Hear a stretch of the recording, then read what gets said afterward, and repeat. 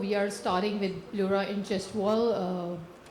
When I have been told about the topic, I was quite confused how to cover all the pathologies of pleura in chest wall in a single session of like 12 to 15 minutes. So I later decided to make this review case-based, just to show 4 to 5 cases so you can have a deeper understanding of the subject, and also it fosters the other than deep learning, it also illustrates the practical implication of the imaging in real life. So let's start our presentation. There are no disclaimer and conflict of interest.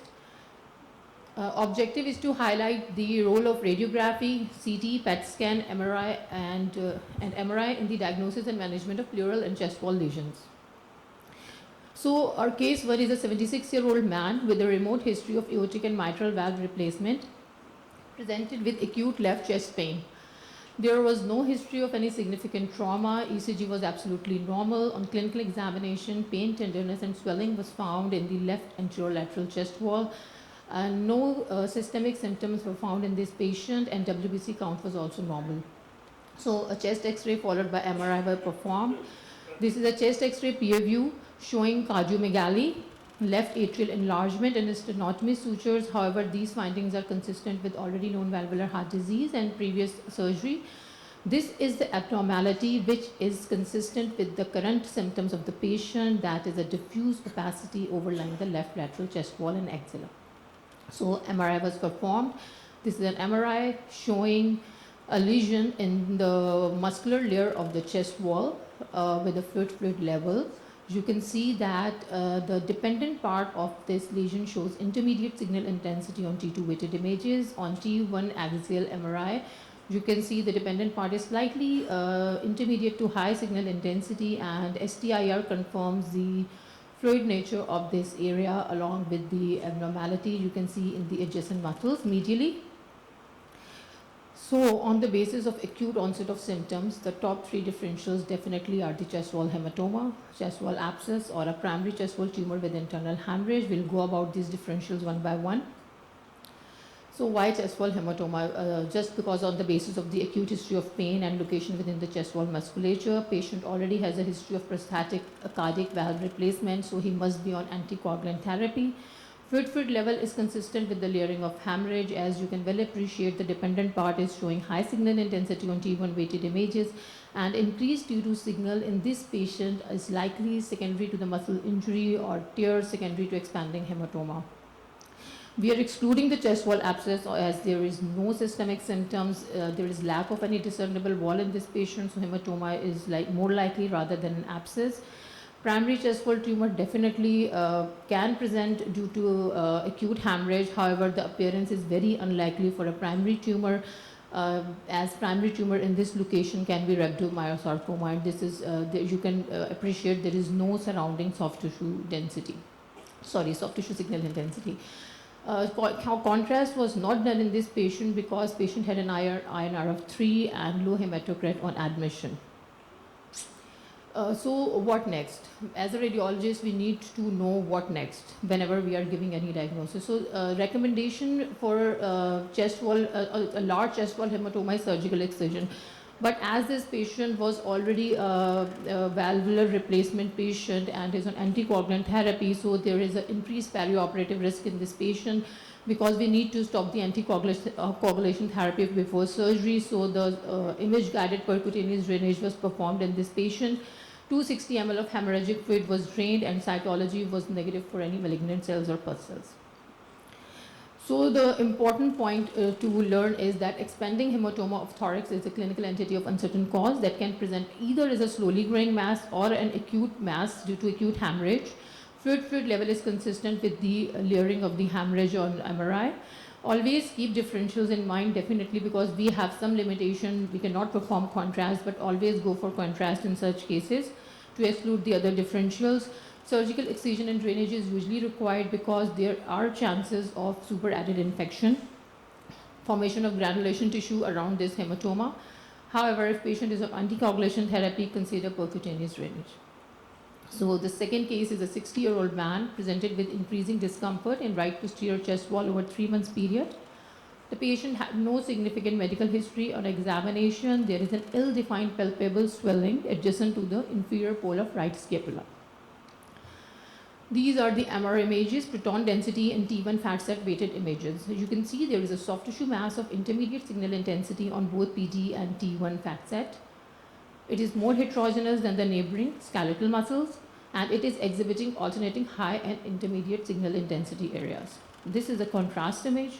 It is showing an avid enhancement on contrast sequence. So let's go about the differentials one by one. Can it be infective inflammatory? The clinical features of progressive discomfort for 3 months, they are not in favor of infection. Abscess, definitely the characteristics are not in favor of abscess. A totally soft tissue mass with internal enhancement rather than peripheral enhancement. Primary sarcoma of the chest wall can be considered just on the basis of the ill-defined margins and avid contrast enhancement. Neurofibroma you can see neurofibromas in this location, but they are usually well circumscribed. They have target sign most of the time on T2 weighted images, so neurofibroma is less likely. Plexiform neurofibroma can be considered on the basis of appearance, but usually patients with plexiform neurofibromas have cutaneous manifestation or they are associated with neurofibromatosis type 1, and these findings were not present in this case. So we are left with primary sarcoma of chest wall, just on the basis of these appearance. However, we were quite shaky because the lesion is not very invasive, but definitely we need image guided biopsy, and the final diagnosis turned out to be elastofibroma.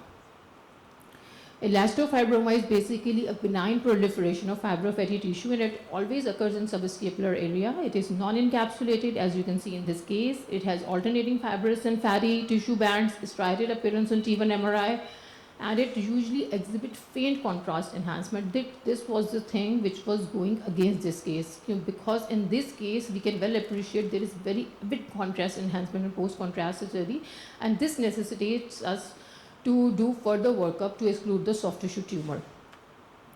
Elastofibroma dorsi, usually patients are asymptomatic, and if patient is having typical radiological features of striated T1 appearance and very little or no contrast enhancement, the patient does not require biopsy or excision. However, if it is causing any functional impairment, so surgical biopsy and excision is required in such cases. Third case is a 53-year-old man presented with history of progressive dyspnea and altered sensation in the left upper limb. There was no medical history, and a chest radiograph showed diffuse abnormality in right hemithorax, and patient subsequently underwent CT of the thorax. These are the CT scan weighted images of the patient. A large mass is seen in right hemithorax, causing significant compressive atelectasis of the lung. Although the largest component of the mass is intrathoracic, however, it is extending through the superior sulcus to encase the subclavian artery. Here you can appreciate, this is the subclavian artery. It is predominantly fatty with components of mildly enhancing soft tissues. This is the soft tissue component, and there are thin septations within the fat component. Here you can see thin septations. So the differentials, liposarcoma, well-differentiated liposarcomas may contain large amount of fatty tissue and are difficult to distinguish from atypical lipomas in cases where local invasion is not present. Large thickened septations in a lipomatous lesion are suggestive of liposarcoma. However, thin septations, as you can see in this case, are frequently seen in lipomas. Also, 31% of the lipomas may exhibit non-adipose component, so higher attenuation portion or soft tissue component within the lipomatous lesion does not reliably exclude that this is not malignancy. So that this is malignancy. So what we need for surgical excision, we need local staging and accurate diagnosis. Definitely for local staging, CT was already performed. Is there a role of PET? No, there is no role of PET because liposarcoma shows variable uptake on PET scan. So doing PET scan is not a good idea in such cases. Image guided biopsy targeting the non-adipose component, although it's an invasive procedure, but it leads to a definitive diagnosis in such cases. The final diagnosis was well differentiated liposarcoma. Distinguishing well-differentiated liposarcoma from atypical lipomas can be a diagnostic challenge with in radiological imaging. As I told you, 31% of the lipomas may have soft tissue components, and a large amount of lipomatous component with thin septations can be seen in liposarcomas. So in such cases, you definitely need a biopsy. But whenever you see sign of invasions, that lead you to the diagnosis of malignancy like liposarcomas. However, I have told you this already, image-guided biopsy targeting non-adipose component of the lesion is actually ultimate solution in such cases. Case 4 is a 39-year-old woman presented with persistent left anterior chest wall pain over a 3-month period. There was no significant medical history. This is a chest PA view of a patient. You can see there is an opacity centered on the anterior aspect of left fifth rib. This is a CT scan of a patient. The lesion is expansile with fine bony spicules radiating from the central portion and loss of normal cortical margin. This area, these are the spicules. However, you can see, although the lesion seems quite aggressive, but it is not invasive. It is not invading into the adjacent structures. This is the T2 fat set weighted image showing high signal with lower signal in the central portion of the lesion, and T1 contrast enhanced images show prominent peripheral enhancement. So the differentials of the differential diagnosis must go around some kind of aggressive process. Most common lesion within the rib are definitely metastasis, and second myeloma or plasmacytoma. Third one primary tumor, definitely low grade because it is less invasive. PET scan was done which shows peripheral uptake and no other lesion was found in PET scan, so metastases are very less likely. So we left with the differentials of plasmacytoma and primary malignancy, which is likely a low-grade malignancy. Tissue diagnosis was performed, and as our working differential was low-grade primary malignant tumor, so rather than going for a biopsy, this patient directly underwent surgical excision, and the diagnosis was rib hemangioma. What were the diagnostic challenges in this case? Number one, the expansile nature with bony radiating spicules were not the typical finding of the rib hemangioma, which we see in this case. Secondly, it is the less common site for the hemangiomas. Hemangiomas are more common in vertebrae and skull.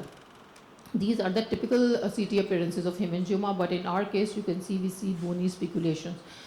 So what we have learned that solitary expansile rib region can be hemangioma. You should always keep this differential in mind. CT scan shows contrast enhancement. CT and MRI both shows enhancement in hemangiomas, definitely due to the high vascularity of the lesion. Some hemangiomas may have a spiculated or sunburst appearance. This is a point to learn, but we definitely need to excise the lesion. We cannot left it just on the basis of assumption that this could be hemangioma. And this speculation is actually secondary to the fine linear calcifications as seen in this case. This is my last case. A 31-year-old man presented with a 1-month history of persistent left upper chest pain. He had no significant medical history and no systemic clinical features. These are the CT scan images showing a soft tissue mass with osseous destruction involving the left sternal manubrium. There are amorphous areas of irregular and arc-like calcifications within the mass. Contrast enhanced MR shows peripheral enhancement and delineates its extension into the adjacent soft tissue structures, as you can see over here. Reactive changes are also seen in the adjacent muscles. A coronal STIR image shows high signal throughout the lesion. So there is a confusion between chondrosarcoma, osteosarcoma, but definitely as we found arc-like calcification on CT scan, so chondrosarcoma is more likely in this case rather than osteosarcoma. Also, the location of the lesion, osteosarcoma is less common than chondrosarcoma of the chest wall and typically has a rib, scapular and clavicular locations. Final diagnosis definitely was chondrosarcoma as expected. Radiation-induced chondrosarcomas and osteosarcomas of the chest wall are very common in cases where a patient had history of radiation secondary to Hodgkin's lymphoma or breast cancer. However, in this scenario, like in most patients, primary chondrosarcoma of chest wall have no history of any prior radiation. Thank you. I just want to conclude my presentation with few points. These clinical scenarios I presented here illustrate that utility of radiological imaging in the management of chest wall is very important.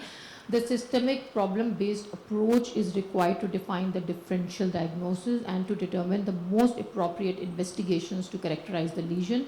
Percutaneous biopsy, either under CT guidance or ultrasound guidance, has a vital role for the radiologically indeterminate masses, and correlation with clinical, radiological, and pathological data is required for optimal treatment planning of the chest wall masses. Thank you.